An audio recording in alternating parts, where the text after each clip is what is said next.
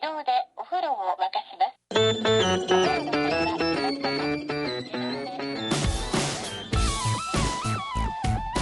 Hello and welcome to another episode of No Such Thing as a Fish, a weekly podcast coming to you from the QI offices in Covent Garden. My name is Dan Schreiber. I am sitting here with James Harkin, Anna Trzynski, and Alex Bell, and once again... No! I'm back from Edinburgh. It's Andy Murray. I don't recognise that name.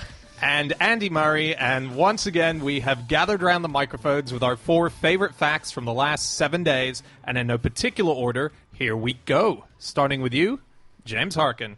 Okay, my fact this week is that Neanderthals wore capes. Did they only wear capes? I think they kind of did, and it seems like... Is that a good look? Is that a sexy look? I'm just trying to Sort of picture it. extra obscene if you're only wearing a cape, I think. Do you think worse than nudity? I think it's worse than nudity. Well, no, it's worse than being naked with just socks on. Like, that's what it is. That looks terrible. Having one item is always just a bit embarrassing. Absolutely. No, a cape's quite a good look, because you can wrap it round yourself and then do the big reveal. So Neanderthals, they wore capes. They did, compared to early humans who wore more like parkas or hoodies. So the thing is, they found by looking at animal remains in early human settlements and Neanderthal settlements, and they found that the Neanderthals didn't really have the ability to make more complex clothing like the humans could. All they could really do is get an animal skin and just wrap it around their neck like a cape, whereas the humans could kind of make more proper clothing. And they reckon that this may be one of the reasons why the Neanderthals died out when the humans proliferated. Kind of ironic that they donned superhero gear in order to wipe themselves out. What a bunch of idiots. I read a thing about superhero capes, and it was a physicist who'd done an analysis on Batman's cape, who worked out that if, as in the film, he used the cape to help slow himself down, he would still have hit the building he was landing on at 50 miles an hour, which would have immediately killed him. I don't think... Right. I mean, I think we're assuming when we watch that there's some magical force holding him up as well as just the sheer force of his cape, But he is just a bloke, let's not forget. No, Batman is a bloke. He's not like Superman with superpowers. He's just a guy with tons of money. Oh, I kind of thought he had a little bit of extra magic power as well. No, his sole superpower is material wealth.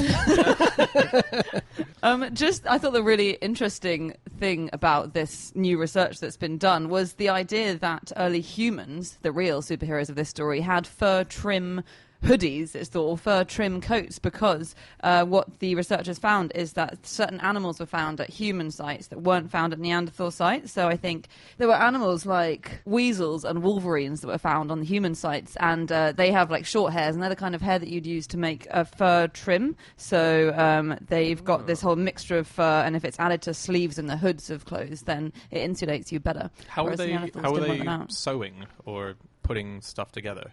Well, do you know that the oldest sewing needle was found around this time, around 40,000 years ago? Really? Actually, it was found more recently, but it was left 40,000 years ago. No. Sorry, it was found 40,000 years ago, but immediately dropped again. In a haystack. But weirdly, it wasn't early humans or Neanderthals. It was Denisovians, who were a third group of hominids who kind of lived around the same time. Oh. Were we the most clever of the bunch at that period? They definitely had bigger brains than we did. Well, they had bigger brains, Neanderthals, but there is a theory that, because they had bigger bodies as well, and they had larger eyes too, so they had extremely good vision, but there's a theory that more of their brain would have had to be given over to their visual cortex and to controlling their body as well. So they were great at kind of gymnastics or seeing things from a long distance. But the Neanderthal Olympics were brilliant to watch. And all the audience were 5 miles away as well. But on the other hand, they couldn't do Rubik's Cubes. And obviously that really got humans through the Ice Age when it was very boring and you had to have entertainment. I think scientists have come forward in the last year slightly, not debunking, but saying there's no actual evidence to show that increased focus on your brain on eyesight or body size would mean that you had a less good, higher cortex. But it's certainly a theory. That's the thing, it just changes all the time. Probably everything we're saying right now is just going to be, particularly with Neanderthals. Yeah. Every day there's a new story that says, they were killed by bunnies, or they loved Well, have you not heard that theory? No. Oh, they were killed by rabbits. Were all they? of them. No. It was to do with the fact that they couldn't. I think I'm getting this in the sort of area of right. Their main source of food also became the main source of food that rabbits were eating, and rabbits were eating all the food, and so they just ran out of food effectively. So rabbits kind of took. I don't know. Here's the thing: if you try to live off rabbits your whole life, you wouldn't be able to because they don't contain nearly enough nutrients. Unless Is they've this eaten all of your yeah. other food, and so they contain all the food groups now inside of their bodies. Yeah. Is this an all-you-can-eat rabbit situation? Or Yeah, is it... if the only thing you could ever eat was rabbits, you would die. No. And you die quite quickly as well. I'm not sure exactly what it is that you're missing. I think it's a famous kind of thought experiment about rabbits in particular. Really? And lots of other things, presumably. Or are rabbits the only ones trying to screw us over? Yeah, you could probably live just off Guinness. Yeah, okay, James, good luck with that. They always say They that, do. don't they? They say, like, 2 pints of Guinness and 3 Mars bars will get you through the rest of your life. But it doesn't sound right. Who says that? Irish people. Did you know, because people always used to say, oh, drinking a Guinness is the same as having 7 roast dinners or something, that there's the same number of calories in a pint of Tennant's or a pint of Foster's as there is in a pint of Guinness? Wow. Didn't you? I always thought there was way more in Guinness. Yeah. It feels like there's more when you drink it, doesn't there? Yeah, it does. Does it? Yeah, 'cause heavy. it's thicker. I don't know. You had a full pint of beer for your birthday the other day, didn't you, Andy? Yeah, fruit beer, you know. I really like this clothing thing because it's sort of interesting in the knock-on effects that things have. So if Neanderthals only had capes, as we're saying, then they might have only been able to hunt during the very warmest bits of the day. Right. So that limits your hunting range time-wise. It means you can't hunt in the morning or the evening. Or it might have stopped them foraging further north, whereas if you've got humans in sort of Parker-like things, they can hunt further north. That extends the range. Or in that part of Europe, ambush is quite a good means of killing prey because you use the landscape and you wait for animals to come along and then you jump out and kill them, rather than chasing them as early humans did in Africa, for example. Yeah. Mm-hmm. So if you're just lying down in a cape all day, you can't do it. You'll freeze. Do you remember there's that book that came out called The Singing Neanderthals? Yes. Yeah, so this is a professor from Reading University called Stephen Mithen, and he believes that they sung a lot and they like to dance and clap, and they used to do it in their caves together. They used to sing in groups. I've read that. I have read that book quite a few years ago, and I think, is it not also that he thinks that language came originally from singing? Yes. So people would just kind of sing and get rhythm, and then that rhythm and noise would turn into meanings, and then that meaning would turn into language. I think that's what. Yeah. So for that reason as well, the language part, he says that he thinks that they would particularly have liked rap music. He says, I can see them rapping in my mind. He thinks a lot of stuff, this guy. Neanderthal males had one massive arm and one puny one. No. Like Nadal. Like Nadal. Exactly like Nadal.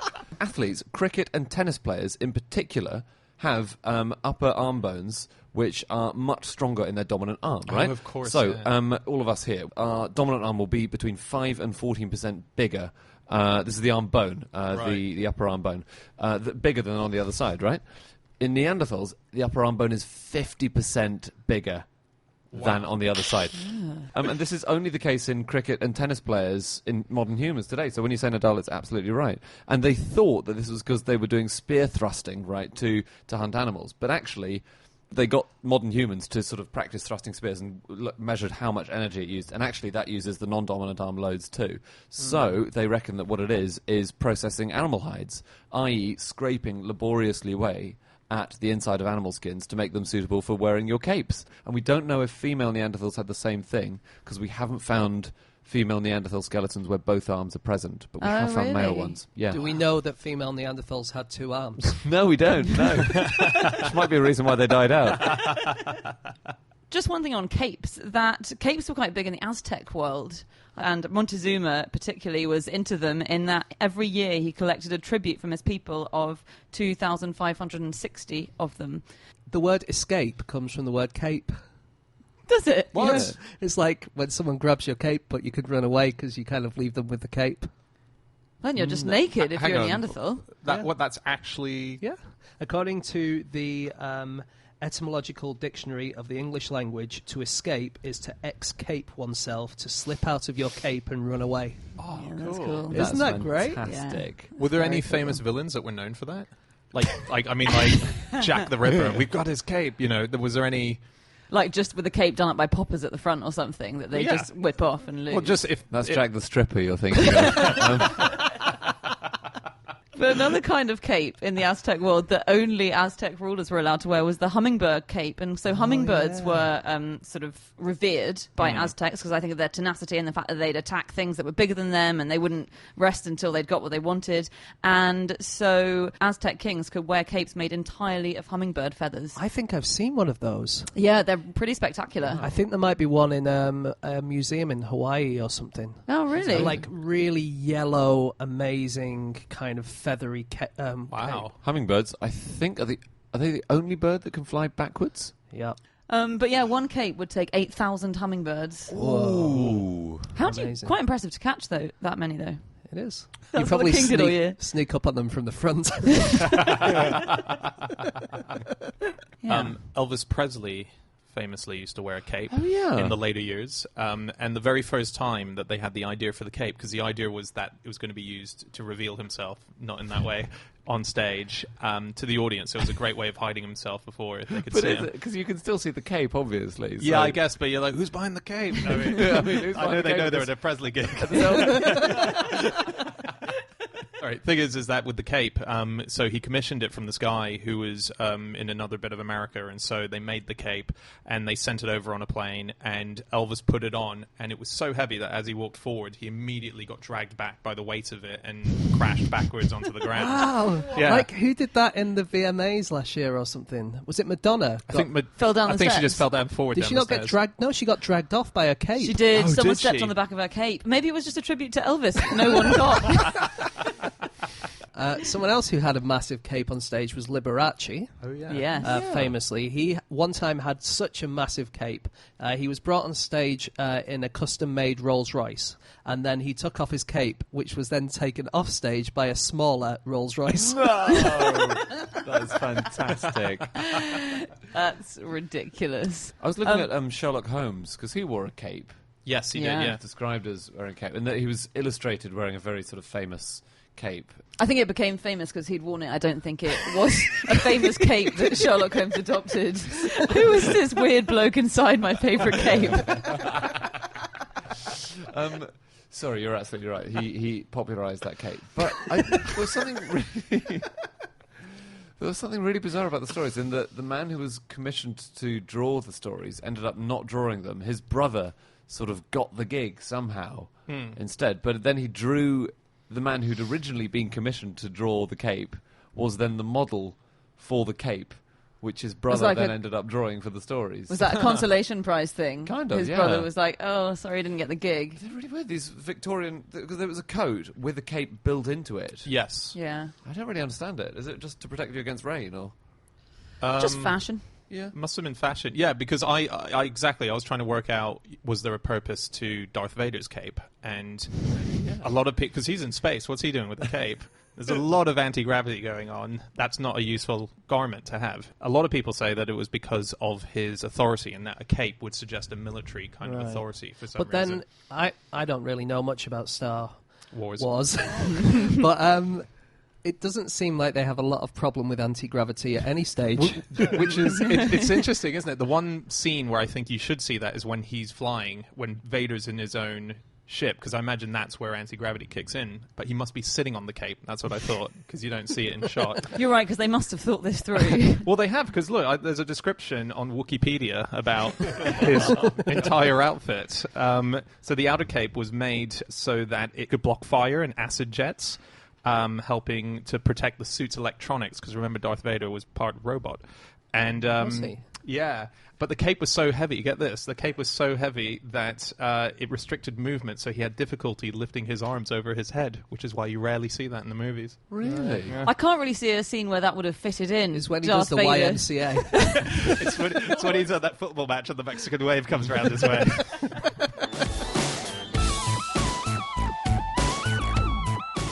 Okay, it is time for fact number 2, and that is Chazinski.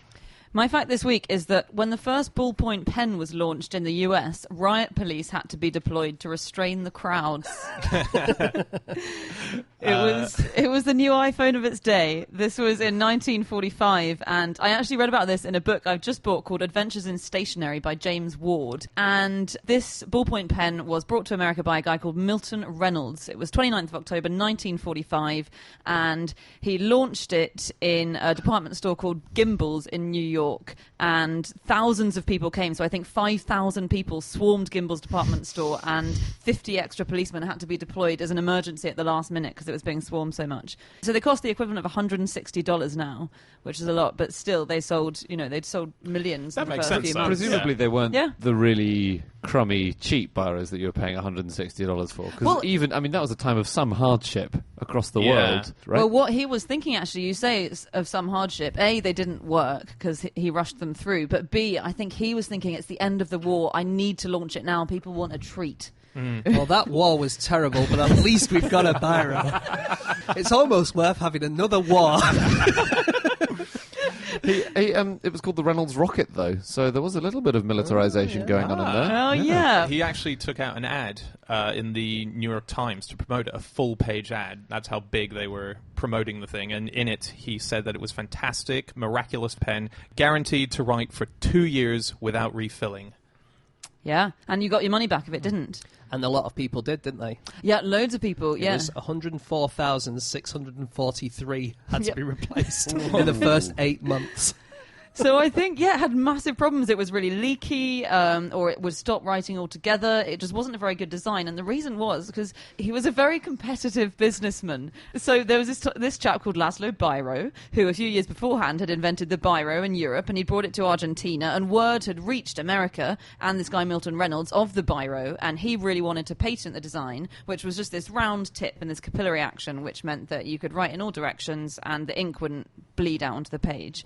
Anyway, he tried to buy the patent for the design, and it had already been sold, and so he was so pissed off he decided to rush through his own design before Biro could get his out. So he knew that Biro in 1945, which was now run by a company called Evershard, I think, he knew that they were about to rush a design out, and so he put his out prematurely. But the thing was that his didn't use capillary action. No. His relied on gravity, so Darth Vader wouldn't have been able to use it, for instance. Indeed. That's why you never saw him signing papers. Actually, there is a theory, which Andy was just pointing, so I bet he was about to say this, that there is no writing in the whole Star Wars universe. Theory, it's a post-literary universe. Oh. You just see people pointing at, pressing buttons with little symbols on them. Right. Apparently there are some scrolls that the Jedis, you can see it in the background occasionally that there's a scroll there, but whether they have writing on, we don't know. Well, also, you can see this is getting too geeky now, but you can see in Raiders of the Lost Ark, when they have the Ark of the Covenant, there are symbols on the Ark of the Covenant of R2-D2 and C-3PO. So they've now put that in a suggested LucasArts timeline of the universe. So, a long time ago in a galaxy far, far away, was remembered close enough on Earth that they knew about 3PO and R2-D2. So it's not that long ago. Yeah. So when you said this is too geeky, I was about to say, no, it can't be too geeky for this show, but you managed to do it.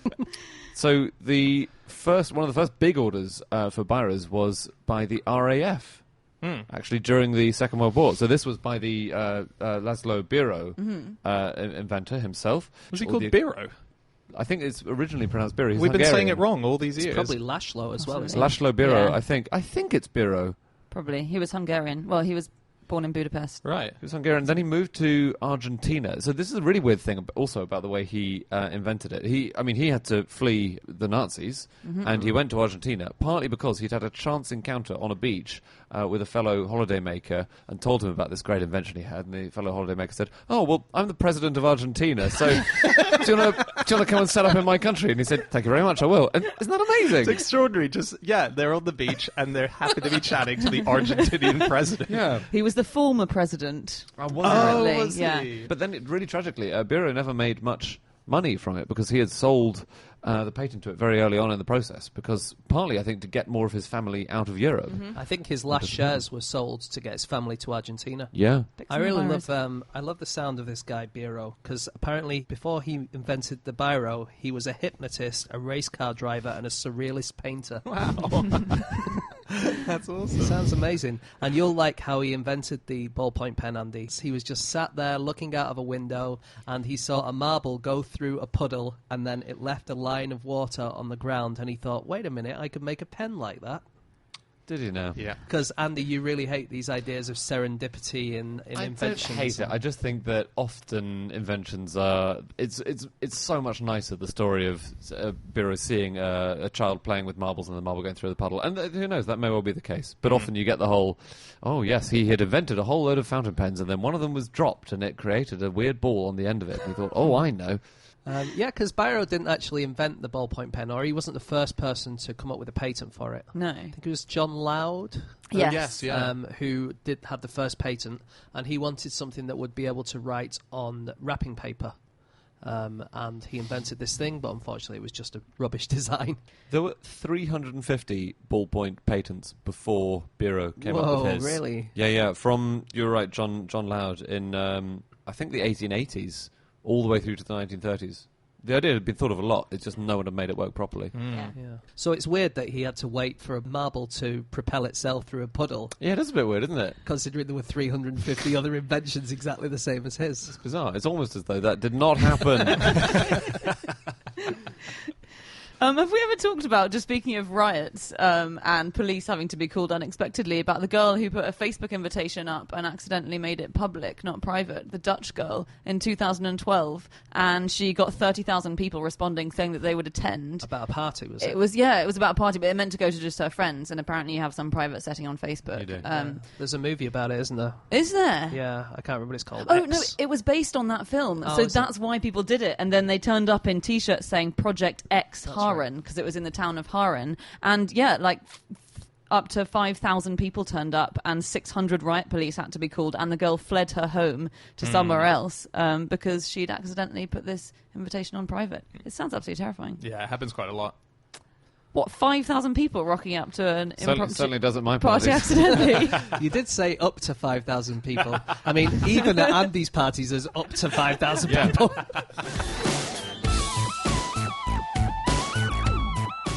Okay, it is time for fact number 3, and that is my fact. My fact this week is that not only was Lady Chatterley's Lover banned from Australia, but a book about the ban was also banned.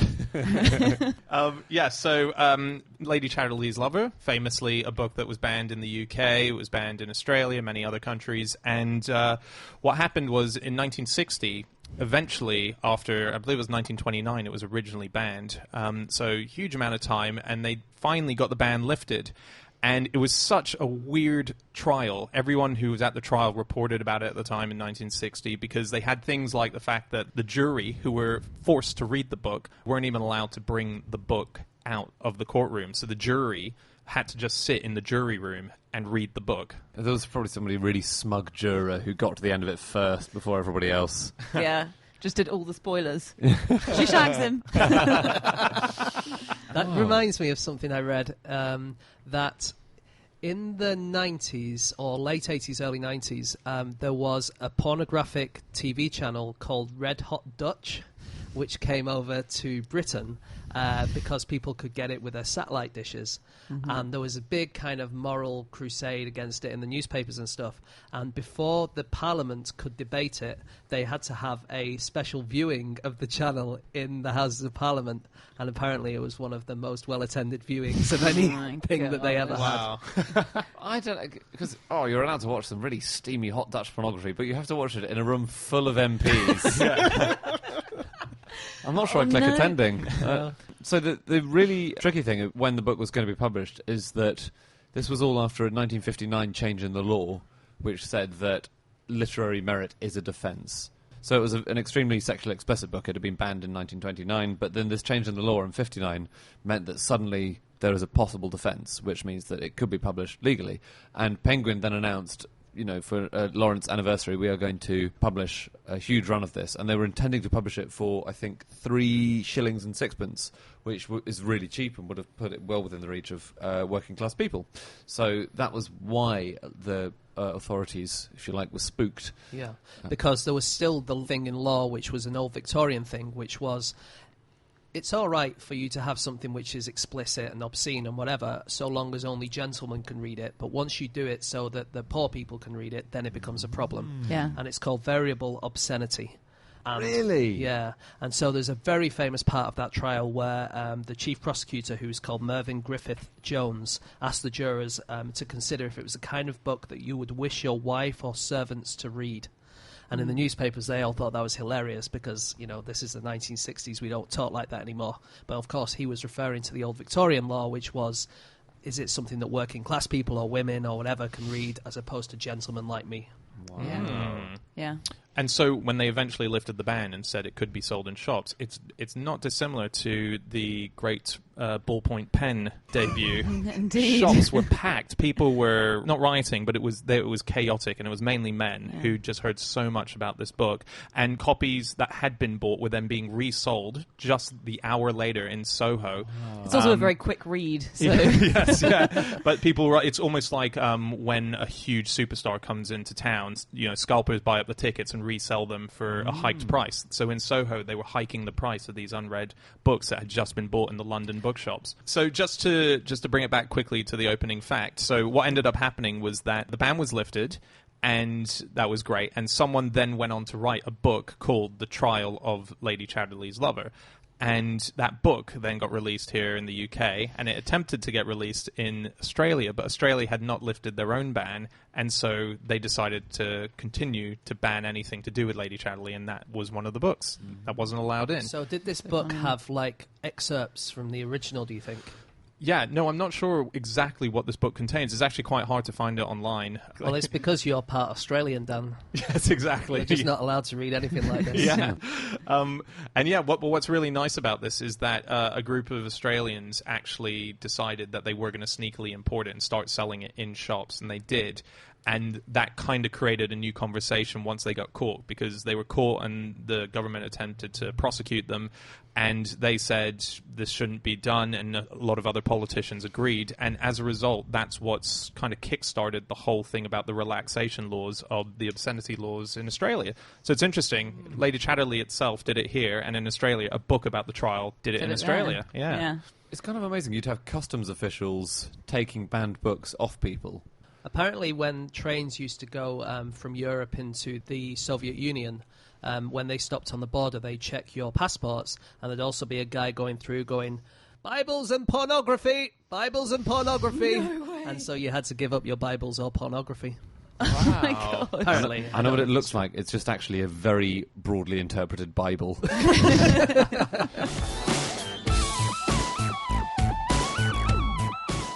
Okay, it is time for our final fact of the show, and that is Andrew Hunter Murray. My fact is that Henry VIII contributed to NASA's spacesuit design. Go on. How? He had a suit of armour, which was built for him in 1520 for a thing called the Field of the Cloth of Gold, this huge diplomatic jolly in France. And in 1962, one of the teams working on spacesuits for NASA, a firm called Garrett AI Research, they visited the suit, and the Tower of London sent the firm data on it, and they sent photos of it, because they were trying to work out how to build better suits which could, completely overlap and completely cover the body. And that was sort of, something that went into their research. Yeah, so cool. Yeah. So now you're going to have astronauts with massive cod pieces. Yeah. That'd be good, though, wouldn't it? Great. Yeah. So good. Um, He did have a bigger one than everyone else, didn't he? The king had to be shown Codpiece. with a bigger codpiece. Yeah. Yes. Indeed. Yeah. Women in subsequent centuries used to put little pinpricks in them, and it was hoped that that would make them fertile and bring them babies. Isn't that at the Tower of London? Yeah. There's an actual, Were you there? We were shown around the Tower of London. No, one time. what? When was that? A good few years ago, I was shown around the Royal Armouries with Molly Oldfield, I think, for her book, The Secret Museum. And they have the copies there, and I think they have the actual one which the pins were pricked in. Oh, Cool. really? That's so cool. Yeah. Henry VIII had regular enemas from a pig's bladder, didn't he? So I actually thought that this fact was going to be, I think I may have misread your email, that the spacesuit was designed on Henry VIII's bottom. And so I did quite a lot of research into Henry VIII's bottom. So I was also reading about his toilet. And they were really lavish, but I didn't really understand this. I think this was from Lucy Worsley, maybe. Said Henry VIII's lavatory was lavishly covered in black velvet. Its lid opened to reveal inside a padded and beribboned interior covered with the same material. Oh, God. Those ribbons are going to be very nice for one use only. That's a really good point. I mean... I think there must have been a hole in the middle, and maybe you had to aim well and just make sure you didn't catch the padding and the ribbons on the outside, maybe? No. Yeah. It feels like with that many enemies, his aim wouldn't have been so good anyway. How long after It's a someone real dies test. is it not treason anymore? So he got very fat later in life. Yeah. He was quite athletic when he was young, wasn't he? But he got really fat later on. And I read this, that there was a 2009 study by the Royal Armouries that found that his waist was 52 inches. Mm-hmm. Okay, that's by looking at one of his suits of armour. But brilliantly, by coincidence, Queen Victoria's bloomers that went on sale in 2012 were also a 52-inch waist. Wow. So they had exactly the same waistline, Wow. Queen Victoria and Henry VIII. So this fact is also about spacesuits and NASA.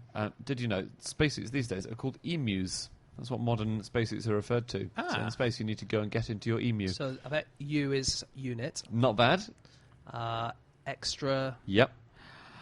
Ooh, what's it going to be? I'll leave the next one to you, Anna. Mission. Mammary. Nowhere near. Um, I'm going to put us all out of all of our misery. It's extravehicular mobility units. Yeah. Hang on, so where's the V? FMU. Yeah. Should be. Yeah. Except there's not a bird. But that's not a lovable creature. Yeah. If you want to study ants in using an electron microscope, you would look at them in a vacuum. And to get them in a vacuum, you have to put them in a tiny little spacesuit. No! Well, they call it a tiny spacesuit. It's like you dip them in surfactant, which is a substance which causes like a tiny little nano suit, basically, that they go inside. And it actually can even repair itself if it gets broken. But yeah, they call it a tiny little ant That's amazing. spacesuit. Is it individual ones for individual ants? Yeah. Oh my goodness. I know.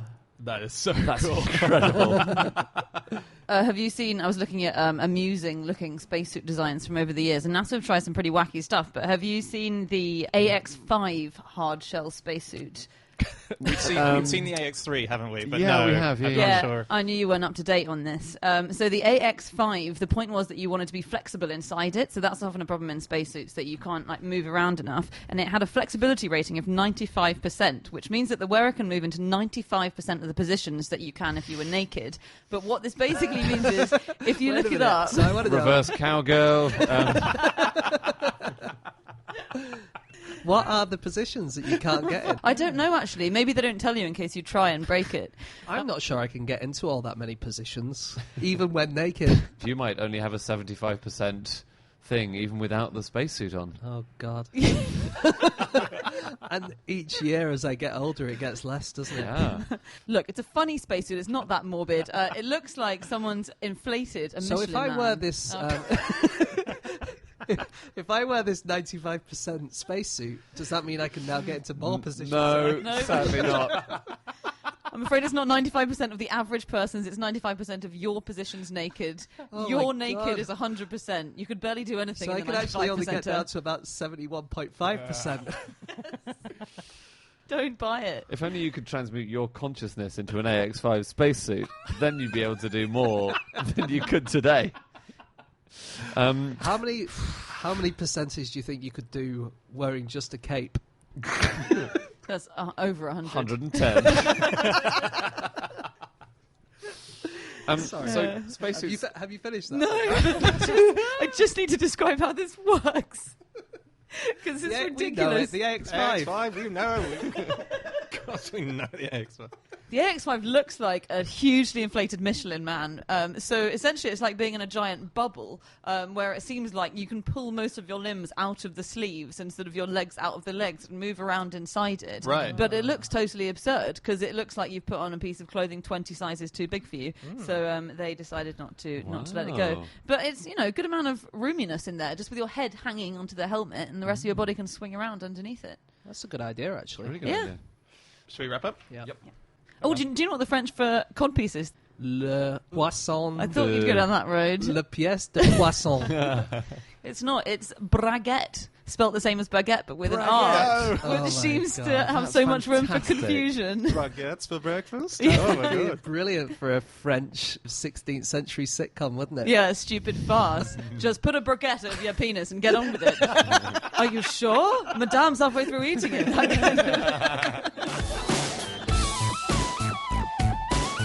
Okay, that's it. That's all of our facts. Thank you so much for listening. If you would like to get in contact with any of us about the things that we have said over the course of this podcast, we can be found on our Twitter accounts. I'm on @Schreiberland, James, At egg-shaped. Andy, At Andrew Hunter M. and Jasinski.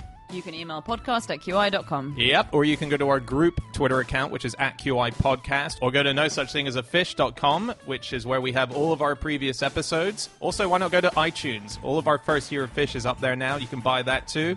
And we will be back again next week with another episode. We'll see you then. Goodbye.